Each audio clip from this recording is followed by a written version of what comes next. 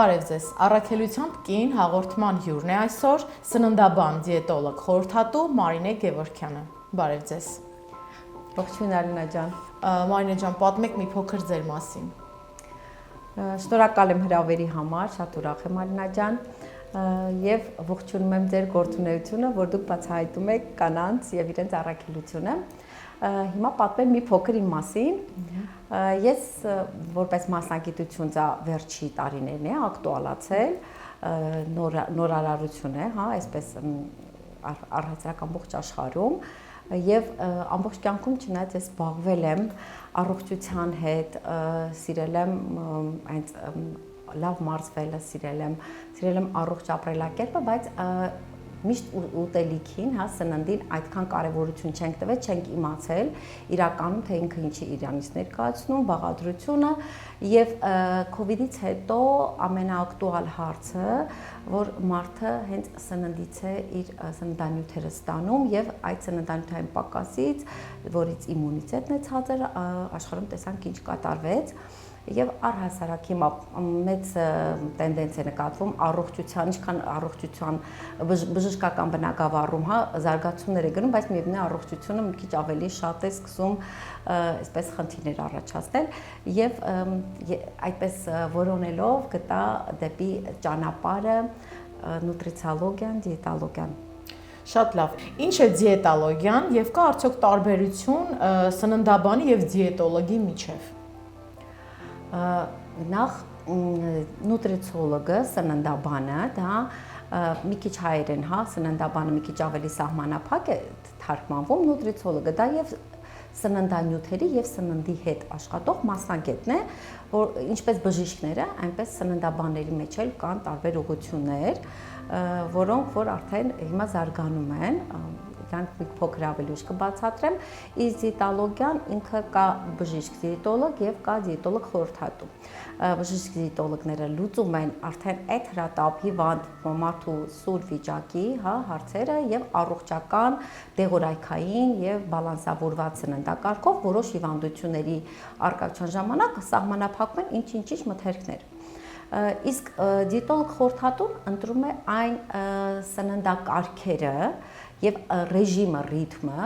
որը որ համապատասխանում է անհատապես մարդուն։ Այսինքն ինչը սահմանափակի, որ մթերքներ, որտեղ տարբեր ասես գենետիկորեն եկած նախատրամադրվածությամբ օրգանիզմները տարբեր հակումներ ունեն։ Օրինակ ոնց որ օրգանիզմ կա կետո դիետանի կարողանում նորմալ տանել, օրգանիզմ կա ինքը հա մարդը կարողանում է հեշտ տանել միջերկրածովյան, կա ավելի պալեո, այնտեղ տարբեր տեսակի, հա, ավելի թեթև կամ ընտրվում է իրեն համապատասխան կամ ադապտացվում է մի քանի սննդակարգերը եւ ընտրվում է իրեն անհատականացված սննդակարգը։ Բարձ է։ Իսկ այ բոլորը հիմա շնց տառապում են այդ մտքով, ուզում են նիհարեն, գեղեցիկ լինեն։ Սենց մի հատ ընդհանուր հարցնամ, ինչի՞ց է ավելանում քաշը մարդու։ Առհասարակ քաշի ավելացման պատճառները շատ տարբեր են։ Նույնիսկ դեպք չկա, որ մի պատճառ լինի, միշտ մի քանի պատճառներ են լինում։ Պետք է գտնենք պատճառը, թե ինչից է մարդը ավելացրել քաշը։ Ամենատարածված պարզ պրիմիտիվը դա ոչ բալանսավորված սննդակարգը։ Վերցնենք մարդը նորմալ է, առողջ է, ոչ մի խնդիրներ չունի, բայց սնվում է ոչ բալանսավորված, իսկ բալանսավորվածության համար ափսե կա, դա հարվարդյան ափսեն է, որը որ ինտերնետում շատ հասանելի է, բոլորին մատչելի, կարող են ընտրել այդ տեսակը։ Մարդկա քիչ ուտելուց է քաշ ավելացնում, որովհետև նյութափոխանակություն է դանդաղում, հորմոնալ ֆոնն է խախտվում, դրա հետևանքով լիքը տարբեր տեսակի խնդիրներ են առաջանում։ Կա ուղղակի դեֆիցիտային, կա սննդային վարքի խանգարումների հետ կապված, տարբեր են պատճառները, կա հորմոնալ ֆոնի հետ կապված կամ յուրացման հետ, ասենք երկար դեֆիցիտի հնարավոր է լինի կամ ռեցեպտորները նորմալ չաշխատեն ներծծման, յուրացման, տարբեր մեխանիզմներ այդտեղ կարող ու մի քանի բան իրար հետ։ Իսկ ինչպես ճիշտ սնվել եւ հեշտ նիհարել, համեղ ուտել եւ նիհարել, դրան հակասող բաներ են, բայց պատկերացրեք, որ համեղ ուտելը ինքը հենց իրականում ասոցացվում է ճիշտ սննդի հետ։ Բացատրեմ։ Երբ որ մեր ռեցեպտորները վնասված են կամ խաբված են կեղծ սննդով, ինչպես մենք ենք սիրում ասել, նուտրիցիոլոգ դիետոլոգներս, սննդային աղբով, այ սննդային աղբը դրանից կարող է լինել եւ այդտեղ հավելումները տարբեր տեսակի, իսկ ամենաշատ մեծ ծանոթը դա շաքարավազն է, որ ինքը ռեցեպտորները բթացնում է եւ դրանից հետո ընկալել բնական մթերքի համը արդեն ճիշտ չի զգացվում։ Այո, որ մարաթոններ են անցկացնում, օրինակ մի շաբաթ կամ կոնկրետ ինչ-որ մի ընթացք, հա, բացառում ենք ուղակի ոչ թե քաղցրը, այլ բացառում ենք շաքարը հետ։ Մրգերով, բնական մթերքներով ենք փոխարինում, հայ քաղցրը եւ ադապտացնում ենք բալանսավորվածության, իդեպ ասեմ, քաղցրի հակումը նաեւ լինում է սպիտակուցի ոչ բավարար քանակությունից սննդակարգում, եւ որ դա բալանսավորում է, արդեն այն քաղցրը, որ մենք օգտագործում ենք, մեզ համար նորմալ քաղցր է դառնում։ Նույնիսկ ավելի քաղցր, արդեն մրգի համեր, այդ որ մրգերից է, չէ, այս միրգը ավելի քաղցր է, նայած թե որից հետո եք ուտում, շլորից հետո ավելի քաղցր է լինում, թեկուզ թթուփնձորը։ Այնպես որ ռեցեպտորները, հա, դրանք կարգավորվում է նոր համային զգացողությունները, այդպես կարողանում են կառավարել, այդ ամենաառաջին պարզ քայլն է։ Որքանով են արդյունավետ ժամանակակից դիետաները, դետոքս ծրագրերը, կետո դիետաները, շատ դիետաների տարատեսակ ընտրություն կա, ուզում եմ հասկանամ որն է դրանցից արդյունավետ ըստ ձեզ։ Տեսեք, դետոքս ծրագիրը, ես ձեզ մի հատ գաղտնիք ասեմ, առհասարակ մեր օրգանիզմը, մարդու օրգանիզմը դետոքսի կարիք չունի։ Մարդու օրգանիզմում ամեն ինչ իդեալական է եւ դետոքսիկացիոն համակարգը, լյարդը, երիկամները կամ առհասարակ արտազատման բոլոր, հա, դետոքսիկացիոն ֆունկցիա կատարող օրգան համակարգերը իրենք իդեալական են աշխատում։ Եվ դետոքս ծրագիրը, երբ որ առհասարակ դետոքս ծրագիրը ինքը մեծ 4 էտապանի ծրագիր է, բայց այն բեռնաթափում, տրամադրվածություն, հակացուցումներ, հա, երբ որ պետք է գաս այդ բուն, այդ հյութերին եւ այդ հյութերից մի հատ միկրոֆլորան են վնասում, բայց դա պետքա լինի մասնագետի հսկողությամբ, պետքա դրան աստիճանաբար գալ, դրանից առաջ այդ օրը պետք է բալանսավորել, պետք է նաեւ քնի ռեժիմը դրա կարգավորվի, դա 7 օրվա, սովորաբար մաքսիմում 10 է լինում, կարող է լինի 1 օր, նույնիսկ 1 օր սովածության է լինում, միայն ջրով է լինում, կարող է ջրով լինի, կախված դե դուք ինչ խնդիրներ ունեք, եթե ուղղակի մի անգամից անցնում եք 7 օրվա ինչ-որ դետոքս սմուզիների, հյութերի, այդ ժամանակ դուք չգիտեք ձեր օրգանիզմի ներսում ինչ կա, ցանկացած բան կարաք մի անգամից խթանել, ու դրանից հետո ի հայտ է գալիս ձեր ժառանգականությամբ տրված լուրջ հիվանդությունները, նույնիսկ եթե դուք չգիտեք քարեր ունեք լեղապարկում կամ երիկամներում, կարող եք մի հատ շարժել ու բերել վատ ելքերի, այո, լուրջ խնդիրների կարող եք բերել, դրա համար այդ դետոքս սմուզիները իրենք պետք է լինի մասնագետի հսկողությամբ ու հետո ասեմ, երբ որ հյութը քամում են, 15 րոպեից հետո մի որոշ մասը ոչնչանում է, ինքը տենց մի քանի ժամից հետո դառնում է ուղղակի այնպես որ հեղուկ, ոչ մի ավել բան, իսկ ավելավը դրա փոխարեն ջուր խմել։ Կետո դիետաների մասին էլ ասեմ, այնտեղ կետո դիետան շատ ճարպերի քանակություն է պարունակում, քիչ աստղաջրեր, որ անցնում են կետոնների վրա է օրգանիզմը աշխատում։ Դա պետք է մշտական պահել, երբ որ այդ փուլը փոփոխություն է, հա, ենթարկվում, դա նաև ոչ բոլորին է կարելի, այնտեղ լիքը հիվանդություններ կան, որ կարող են թաքնվածներ, ու դա ճակատագրական կարող է։ Ճնշման խնդիր ունեցողների շատ ճնշման խնդիր ունեցողները առավել եւս իրավունք չունեն ինքնուրույն կտրուկ դիետաներ անցնել։ Դուք չեք կարող ձեր օրգանիզմը փոփոխել, հա, ոնց որ մեքենաները յուրաքանչյուր իր վառելիքի տեսակը ունի, չեն կարող, հա, կոնկրետ հարմարեցնել, բայց ամեն դեպքում պետք է ընտրվի համապատասխան, միգուցե ավելի թեթև պիտի լինի, ճարպերի քանակը ճիշտ ընտրվի, եւ այնտեղ հետո կա մյուս տարբերակ, որ ճարպերն են կրճատում ավելի արագ նիհանել, սուշկաներ, այսպես ասված, այդ դեպքում էլ հորմոնալ խանգարումներ, ցիկլի խանգարումներ, անպտղություն, նման բաներ էլ շատ լինում։ Այսինքն ճիշտ ընտրության համար հենց արդեն պետք է դիմել խորհրդատու դիետոլոգին։ Այ, այստեղ խորհրդատու դիետոլոգը ընտրում է իր դիետան, համապատասխան ադապտացնում իր ոճին, իր նախասիրություններին,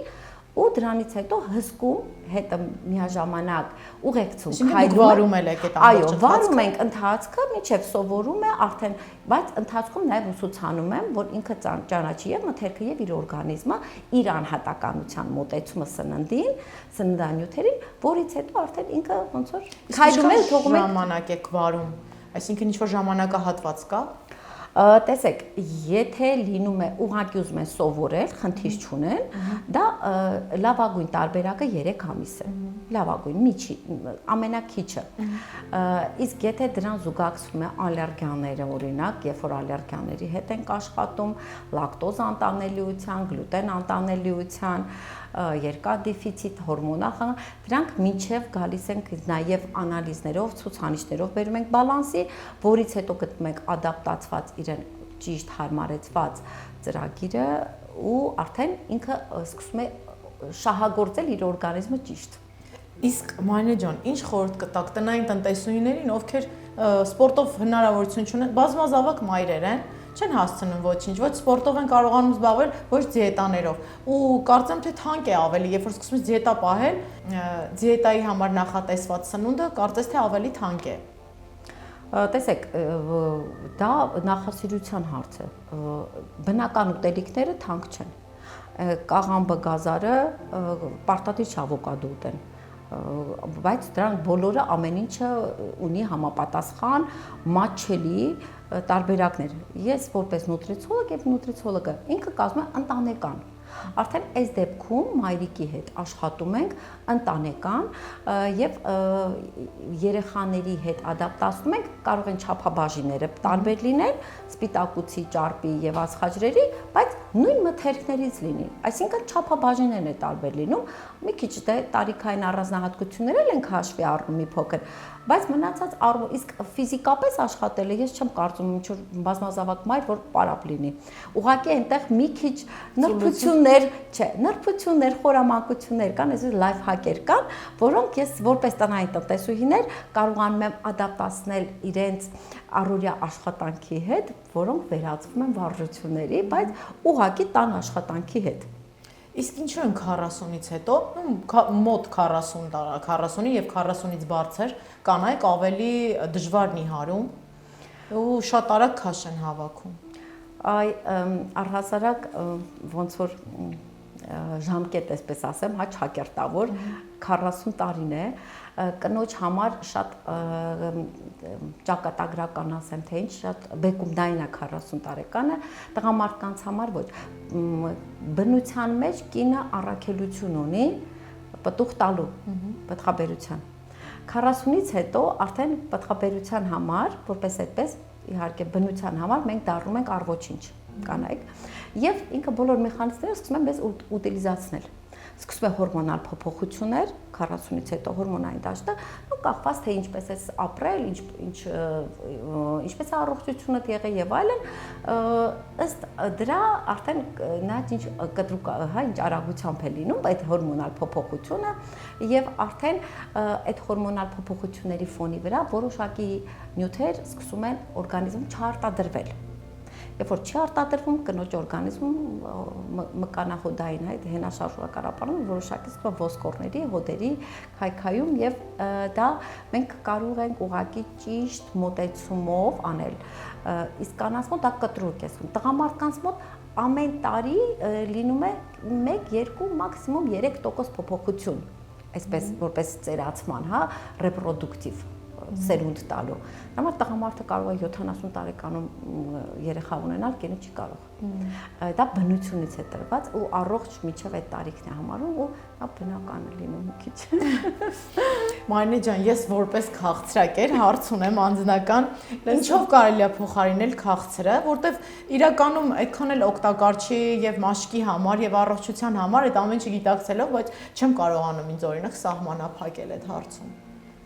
Տեսեք, քաղցրը ինքը ամենաարագ ծերացնող մթերքն է։ Այդ ամենաշատ հայտնի, բայց քաղցրի հակումը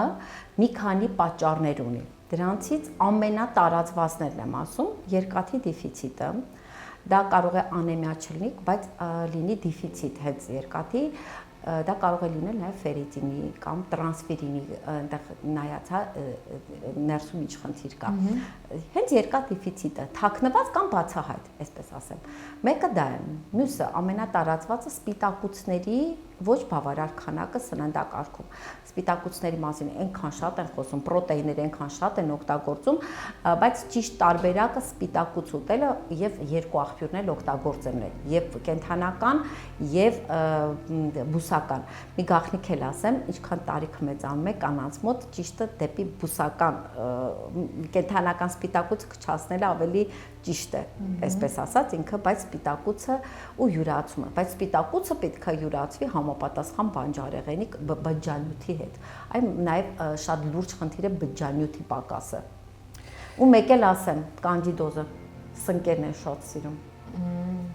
Այդ պետքա բալանսը։ Դա կարելի է բացահայտել արդեն անալիզների։ Չէ, միայն անալիզների չէ,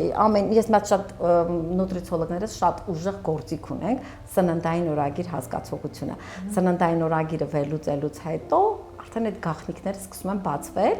նոր անալիզներ նշանակում է, թե չէ աշխարհի բոլոր անալիզները պետք չի հանձնել։ Իսկ ինչից է, որ երբ որ օրինակ մարդը երբ որ պահում է դիետա, կարծես թե ավելի անտրամադիր է դառնում։ Երբ որ սահմանափակում է իրեն սնունդի մեջ, ինչից է, որ երբ որ մենք համեղ սնվում ենք, մեր տրամադրությունը բարձրանում է։ Գիտեք, այդ սահմանափակելը ես իմ մոտ իմ պացիենտների, իմ հաճախորդների, ում որ ուղեկցում նման հասկացողություն չունենք։ Սահմանափակել կարող ենք սահմանափակել, օրինակ, եթե ունենք հակականդիդոզ կամ պոլիկիստոզ զվարանների, հա, վարում ենք, որոշակի առողջ մթերքներ կամ ալերգիաների դեպքում դրանք հանում ենք, բայց խնդիրը լուծելուց հետո դա բերվում է ռացիոն պարտադիր ու բալանսավորում ենք։ Իսկ դիետան ինքը սահմանափակում է, հենց այդ բառը ես սկզբից էլ ասեցի, պետք է ընտրել սննդակարգ, պետք է լինի համեղ, պետք է լինի բալանսավորված, ես այնտեղ շատերին ձեռքի չափման մեթոդը, ուղղությունը կա, եթե դա բալանսը չեք պահում, ինքը չի կարող միշտ մի կողմի են գնում ու այդտեղ խախտվում է, դրա համար դրանից իրանք չգիտեն ինչ են օգտագործում, սնունդը չգիտեն ինչից է բաղկացած, գրելուց հետո իրանք չգիտեն, իսկ ավելի հեշտ լինելու կալորիա հաշվելու համար, այնտեղ հիմա արհեստական բանականությունները, չէ, արագ 1600 կիլոկալորիան հաշվում են դնում են, բարունք չգիտեմ ինչ եւ այլն, չէ, միատոն մթերքներից էլ այդպես խնդիրներ լինում, չի կարելի։ Ուղղակի պետք է հասկանաք, որ խումբը ինչ է, չէ, որ հյուր եք գնում կամ չեք լինում, պետք է կարողանաք հասկանալ դա ոնց է։ Հա, երբ ցանկացած այդ մթերքները պիտի հասկանանք ուղղակի։ Իսկ մի փոքր խոսենք դեպրեսիայից։ Դեպրեսիան կարծեմ նույնպես ազդում է շատ, ոմանք գիրանում են դեպրեսիայից, ոմանք նիհարում են։ Այ ինչն է, ինչի՞ց է դա։ Դեպրեսիա։ Չկան մարդիկ, ովքեր ասում են ընկճախտ։ Հա, մեր լեզվով ասած։ Հիվանդություն չի, ընկճախտ ինքը կարող է տարբեր պատճառներով լինի։ Տեսեք, նույն կա սպիտակուցի ու թթվածնաքաղցի այդ հեմոգլոբինի հետ կապված։ Սպիտակուցն ու թթվածնաքաղցը նախ շնչելու հետ է կապված, մյուսն էլ պետքա լինի հեմոգլոբինի այդ սպիտակուցը, որ պետքա թթվածինը տանի բջիջին, այդ մի կողմ։ Մյուսը սնկային այդ կանդիդոզի ֆոնը, պարազիտար ֆոնը կարա լինի։ Մյուս պատճառը կարա լինի որոշակի B խմբի վիտամինները, որոնք կանաչը մեր սննդակարգում պակասում է։ Մյուսը կարա լինի փորկապությունը, մյուսը կարա լինի փոլուծությունը։ Ինքը տարբեր պատճառներ կարա լինի։ Դրա համար դեպրեսիա հասկացողություն չկա։ Մենք ասենց ենթադրում ենք իրան կյանքը նորմալ է, հա չկա արտաքին գործոն, ծեծողամուսին, խոսացող, չգիտեմ, ինչ որ աշխատանքային բնույթի կամ երեխան հիվանդ է մի քանի օր չիկն է կամ նոր է ծննդաբերել, դա օրգանիզմի վերականգնման փուլ պետք է անցնի մասնագետի հսկողությամբ, այդ շատ կարևոր է, որ հետագայում վիժումներ չլինի կամ քաշի հետ կապված այս շատ կա, չէ, որ նաև չբերության ժամանակ, անպտղության ժամանակ, այսպես ասենք, նույնիսկ նշանակում են անալիզները ամեն ինչ նորմալ է, բերում են նորմալ ամեն ինչի, բայց քաշը խնդիր ունի։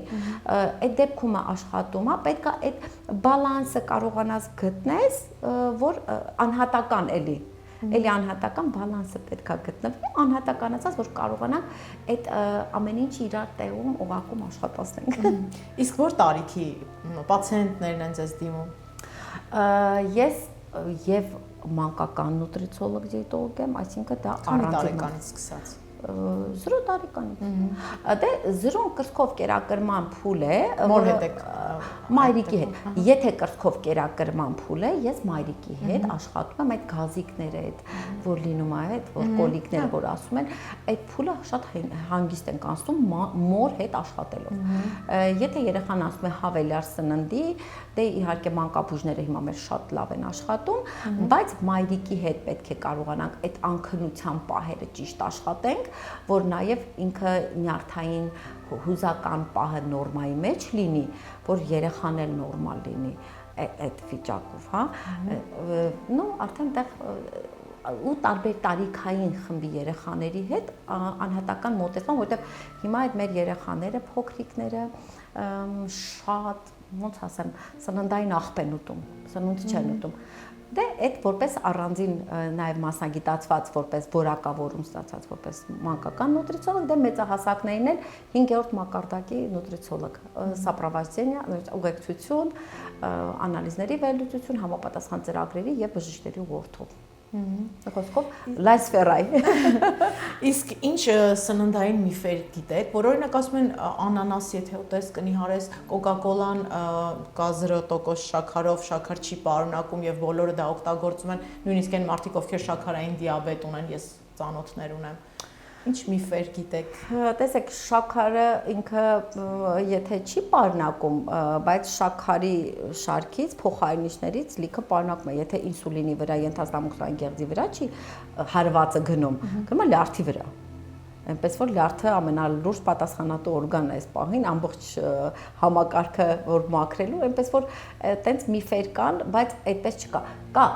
սնունդ եւ կա սննդային աղբ։ Ես կոկա-կոլան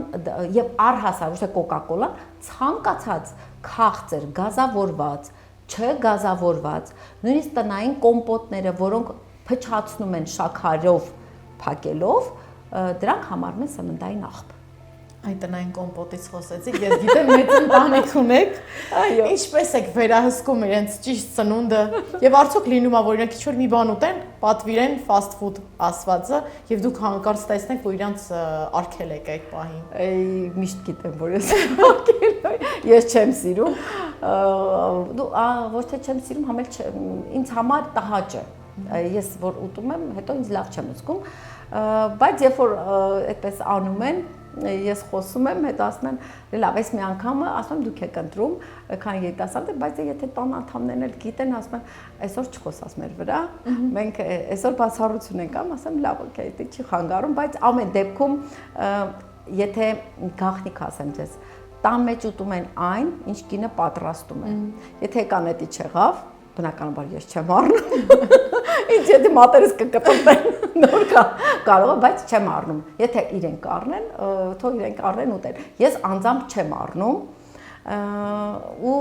այդ դեպքում ստիպված եմ ուտում այն, ինչը որ ես եմ պատրաստում, բայց շատ լավ եմ պատրաստում։ Չեմ էլ կասկածում։ Իսկ այո, դուք օրինակ, եթե հրավիրված եք լինում ինչ-որ մի խնջույքի եւ բնականաբար այդ խնջույքի տեղը չի լինի այն սնունդը, ինչ որ դիետոլոգ, նուտրիցիոլոգ մասնագետը գիտի թե ինչն է օգտակար, չկա այդ օգտակար սնունդը, ինչ եք ինքներդ դուք օրինակ ընտրում սեղանից, որ ուտեք։ Չկա տենց բան որ սեղաններին չլինի։ Մեր հայկական սեղաններին միշտ կանաչի կա։ Պամիդորը,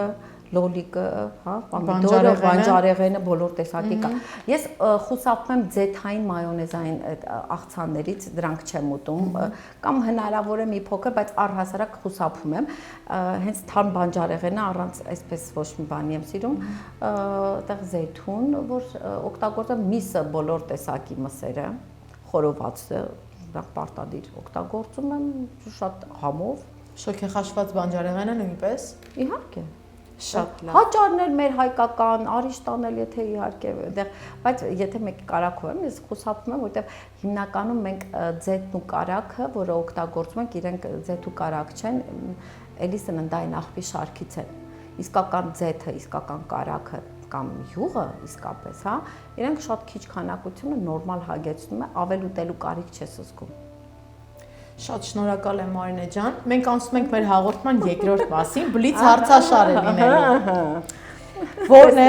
Մարինե Գևորգյանի կնոջ առաքելությունը։ Ես սիրում եմ լավն ու բարին, առողջը ու սերը սերմանել իմ շրջապատում, եւ ընտանիքում, եւ իմ ընկերների եւ հարազատների եւ առհասարակ մարդկության մեջ սիրում եմ սեր ու բարություն սերմանել։ Ինքդ քեզ ինչ երևույթի հետ ես ասոցացնում։ Ինքս ինձ։ Ես ինչ բարդ հարց։ Ես անընդհատ փնտրտուքների մեջ եմ, եթե ես կանգնեմ լճանամ, այդ իմ վերջը կլինի։ Ուրեմն ես չեմ լինի։ Քամի եք դու։ Ես կրակ եմ ավելի շուտ, սիրում եմ անընդհատ այնց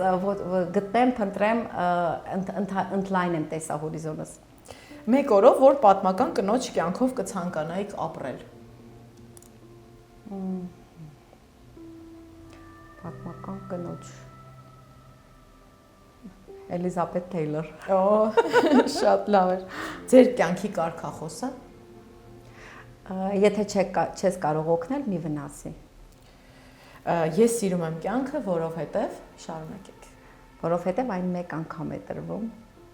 Հիանալի է, շատ շնորհակալ եմ Մարինե ջան։ Ուրախ եմ։ Մեր այսօրվա հյուրն էր դիետոլոգ խորհրդատու Մարինե Գևորգյանը։ Շնորհակալություն։